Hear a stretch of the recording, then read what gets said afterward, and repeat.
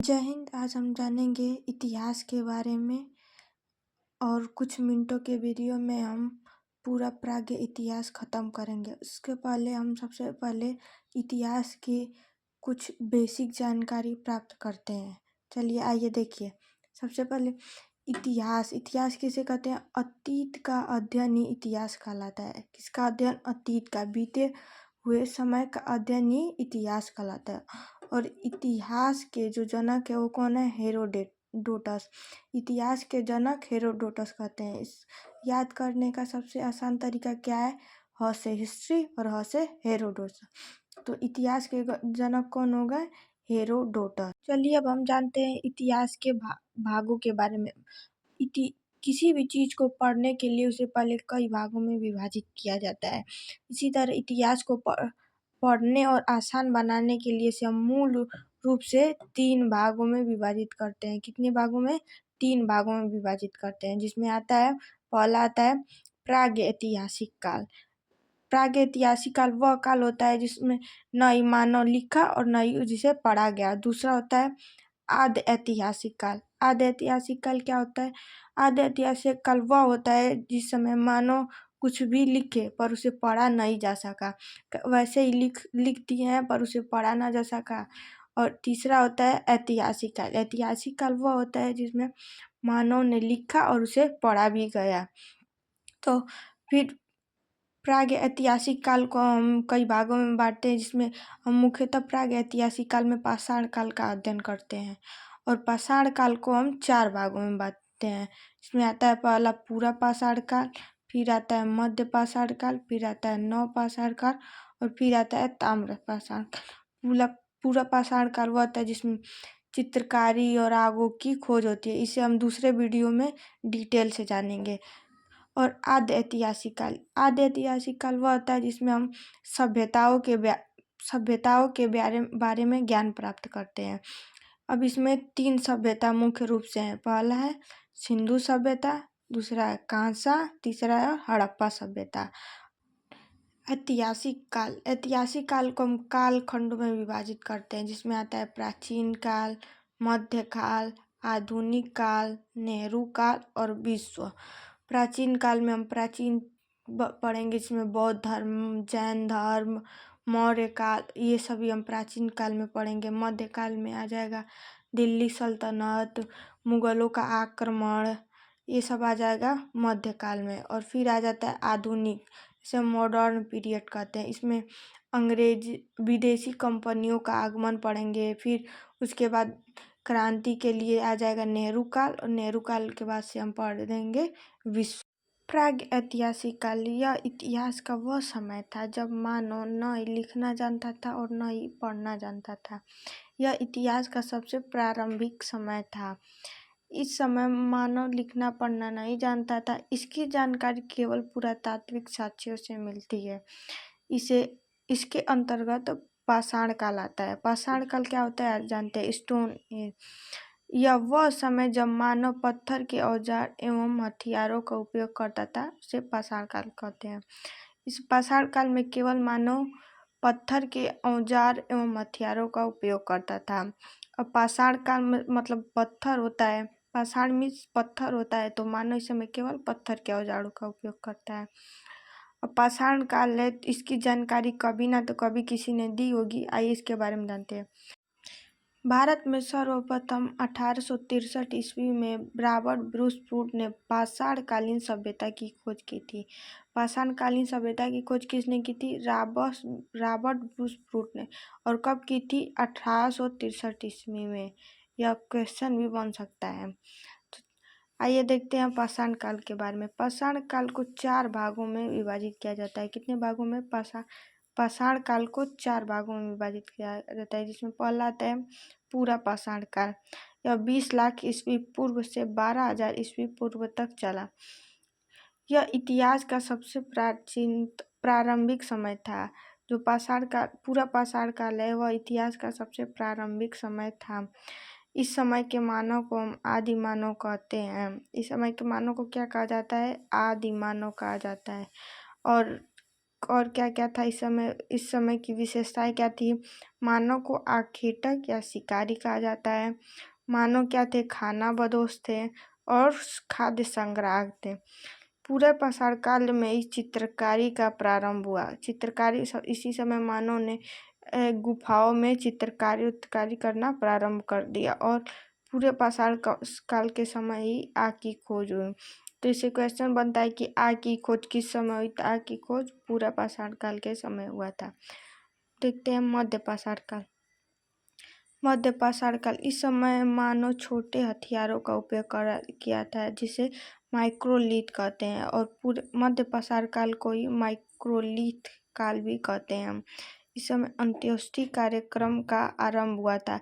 अंत्योष्टि कार्यक्रम इस समय लाशों को दफना दिया जाता था, जिसमें कुछ मुख्य जगह है जैसे बुर्ज होम, जो कहाँ है, कश्मीर में है बुर्ज होम। इस समय मानव के साथ 2 लाश एक कब्र में 2 लाशें मिली है, जहाँ पे मानव का पालतू जानवर कुत्ता भी दफनाया जाता था। और दूसरा है दमदमा, यहाँ पे एक कब्र में 3 लाशें मिली हैं। ठीक है, अब जानते हैं पाषाण काल के तीसरे भाग नव पाषाण काल के बारे में। इस काल में मानव इकट्ठे रहने लगे और अस्थायी आवास बनाने लगे। और जब इकट्ठे होंगे और अस्थायी आवास बनाएंगे तब क्या होगा, कृषि भी करना चालू करेंगे। जब कृषि करेंगे तो पशु भी रखना चालू करेंगे खेतों की रखवाली के लिए। तो नव पाषाण काल में क्या क्या हुआ, पहला अस्थायी आवास हुआ, फिर कृषि का आरंभ हुआ, पशुपालन। मानव का पहला पशु क्या था, कुत्ता। सबसे पहले मानव ने कुत्ता पालना शुरू किया। फिर उसके बाद क्या हुआ, नव पाषाण काल में ही पहिए की खोज हुई। कोई भी सामान को इधर उधर ले आने में और ले जाने के लिए इस समय मानव ने पहिए का आविष्कार किया।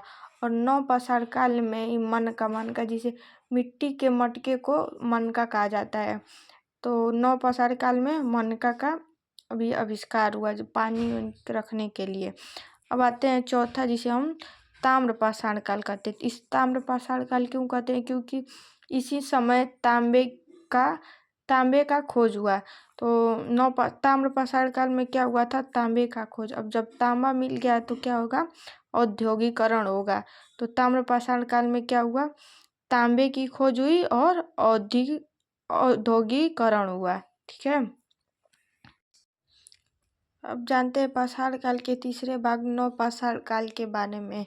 इस काल में मानव इकट्ठे रहने लगे और अस्थायी आवास बनाने लगे।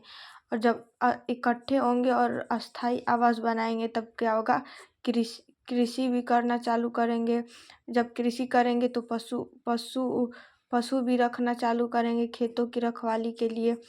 तो नव पाषाण काल में क्या क्या हुआ, पहला अस्थायी आवास हुआ, फिर कृषि का आरंभ हुआ, पशुपालन। मानव का पहला पशु क्या था, कुत्ता। सबसे पहले मानव ने कुत्ता पालना शुरू किया। फिर उसके बाद क्या हुआ, नव पाषाण काल में ही पहिए की खोज हुई।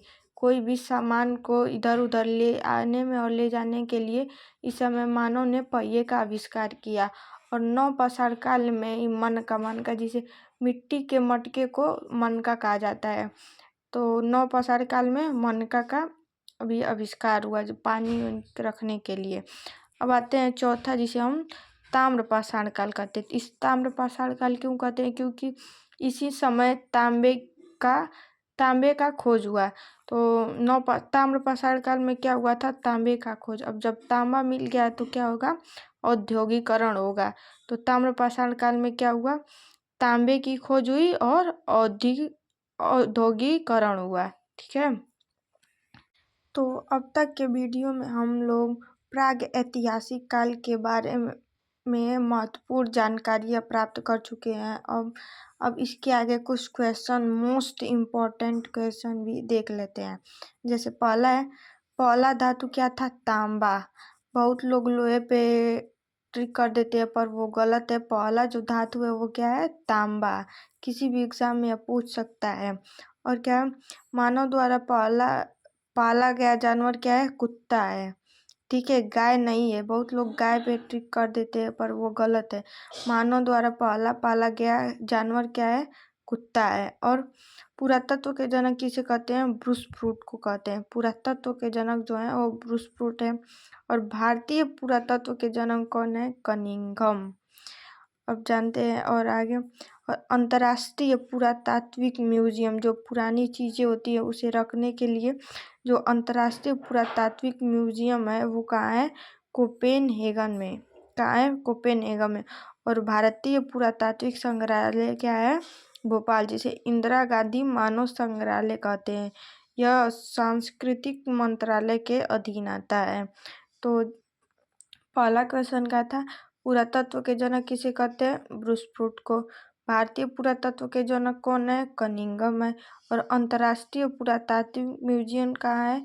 कोपेनहेगन में है।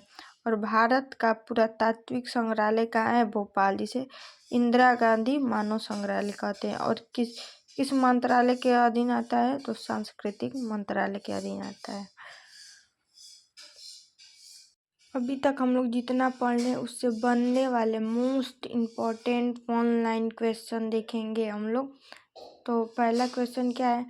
पहली चित्रकारी कहाँ हुई? मध्य प्रदेश के भीमबेटका की गुफाओं में। पहली चित्रकारी कहाँ मिली? मध्य प्रदेश के भीमबेटका के गुफाओं में। और पहली चित्रकारी कब हुई? तो पूरे पाषाण काल में। ठीक है। अब देखिए, पहली जौ तथा गेहूं की खेती कहाँ हुई थी? तो पहली जौ और गेहूं की खेती पाकिस्तान के मेहरगढ़ में सुलेमान तथा कीर्तन पहाड़ियों के बीच 7000 ईस्वी पूर्व हुई थी। कब हुई थी? 7000 ईस्वी पूर्व। कहाँ हुई थी? मेहरगढ़ में, सुलेमान तथा कीर्तन पहाड़ियों के बीच। तीसरा क्वेश्चन क्या है? पहली चावल की खेती का साक्ष्य कहाँ हुआ? यहाँ 2 टाइप का आता है, एक जगह साक्ष्य और एक जगह चावल की खेती। तो 9000 ईस्वी पूर्व चावल लेवरा डैम में चावल की साक्ष्य मिले, चावल की खेती के साक्ष्य मिले। कब मिले? 9000 ईस्वी पूर्व। और चौथा क्या है? चावल की खेती कहाँ हुई थी? पहली चावल की खेती कहाँ हुई थी? तो पहली चावल की खेती 6000 ईस्वी पूर्व यूपी के कोल्डिंगवा में हुई थी। तो यहाँ पे ध्यान दीजिएगा, यहाँ पे पहली खेती का साक्ष्य मिला है। क्या हुआ है? यहाँ सिर्फ साक्ष्य मिला है। और पहली खेती कहाँ हुई थी? कोल्डिंगवा में हुई थी। तो साक्ष्य कहाँ मिला है? लेवरा डैम में। और खेती कहाँ हुई है? कोल्डिंगवा में। अब देखिए, पांचवा क्वेश्चन क्या है? किस स्थान पर मानव के साथ कुत्ता दफनाया गया था तथा किस काल में? किस स्थान पर मानव के साथ कुत्ता दफनाया गया तथा किस काल में? तो मध्य पाषाण काल में तथा कश्मीर के बुर्जोम में। तो किस काल में दफनाया गया था? मध्य पाषाण काल में। और कहाँ पे? तो कश्मीर के बुर्जोम में। छठवां क्वेश्चन क्या है? हड्डियों के औजार या उपकरण कहाँ से प्राप्त हुए? तो हड्डियों के औजार सर्वाधिक यहाँ पे बहुत ज़्यादा हड्डियों के औजार मिले हैं। कहाँ मिले? बिहार के सारण जिले में स्थित चिरांद में। बिहार के सारण जिले में स्थित चिरांद में मिले थे। 7वां क्वेश्चन क्या है? किस स्थान पर एक कब्र में 3 मानव कंकाल मिले? किस स्थान पर एक कब्र में 3 मानव कंकाल मिले हैं? तो दमदमा में। धन्यवाद।